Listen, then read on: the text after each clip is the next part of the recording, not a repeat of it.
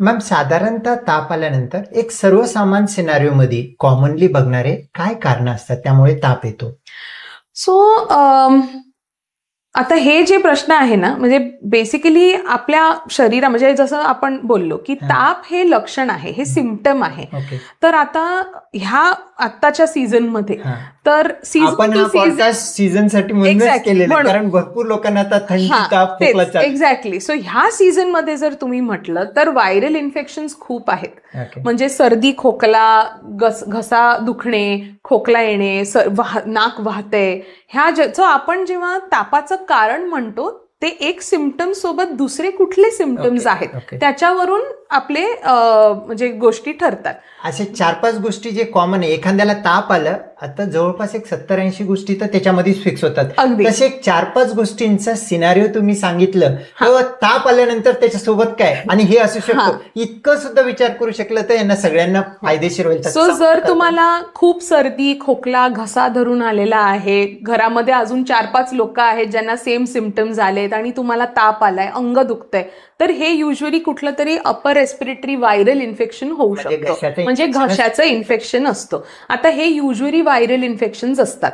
कधी कधी काय काय बॅक्टेरियल इन्फेक्शन्सही होऊ शकतात, पण हे आपल्या घशाचं आणि म्हणजे घशाचं इन्फेक्शन आपण त्याला म्हणतो.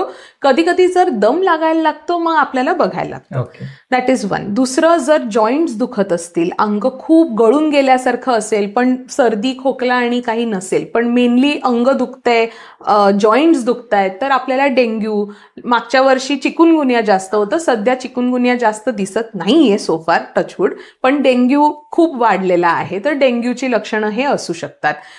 जर पोट खराब असेल तर आपण टायफॉइडची साथ चालूच आहे, ती बंद होतच नाहीये अनफॉर्च्युनेटली.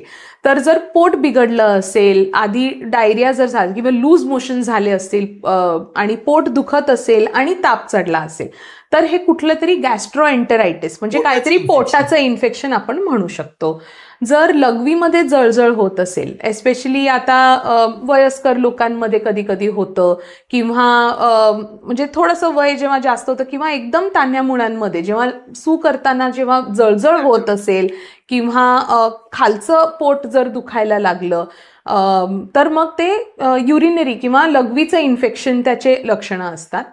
आणि कधी कधी ना काय काय ताप असे असतात ज्याला असं लोकलायझेशन नसतं, म्हणजे बेसिकली कुठलं तरी एक ऑर्गन स्पेसिफिक सिम्पटम्स नसतात, फक्त ताप असतो, गळून गेल्यासारखं असतो, डोकं दुखतं, कळत नाही.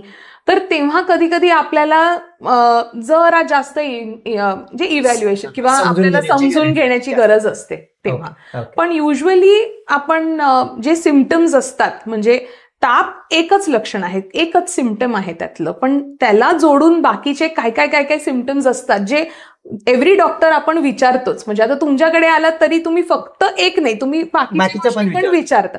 तर तसं कुठलंही डॉक्टर तुम्हाला विचार की तुम्हाला हे होतंय का, डोकं दुखतंय का, नाक वाहतंय का, खोकला येतोय का, पोटात दुखतंय का, लघवीला जळजळ आहे का, अंग दुखतंय का, जॉईंट्स दुखतायत का, इतर काय आहे, उलटी, मळमळ असं काय होतंय का, तर ह्या गोष्टींवरून तुम्हाला साधारण कळतं की कुठलं ऑर्गन तुमचं डिस्टर्ब झालंय.